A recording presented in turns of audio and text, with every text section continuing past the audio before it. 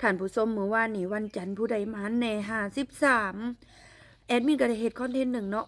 นำเสนอประเด็นเขาเจ้าคุดค้นพระพุทธรูปได้อยู่เมืองโขงแขวงจำปาสักนะมีหญิงสาวสะบ้านไปพบยังอยู่ในสภาพสมบูรณ์53องค์และเพราะว่าพระพุทธรูปทั้งเบิดน่ะมี105องค์ในนั้น101องค์น่ะเป็นพระเงินและอีก4องค์น่ะเป็นพระทองสมบูรณ์ถึง53องค์แอดมีรายงานว่าจังซี่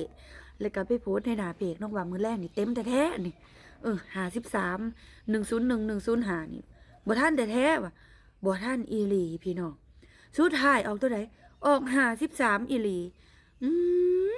ตังบุญบ่มีอีหลีบ่ถึกแต่ลักหัวบ่ถึกแต่ผู้บ่ซื้อเนาะพี่น้องเนาะ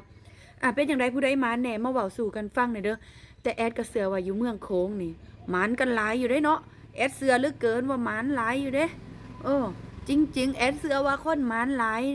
เนาะแต่แอดเองก็ยังบ่ทันนะมันเต็มพี่น้องขายดีแห้งตัวนี้53นี่2งวดเลยได้พี่น้องสร้างนี่เพิ่นเอิ้นว่าเลขสร้าง2งวดแล้ว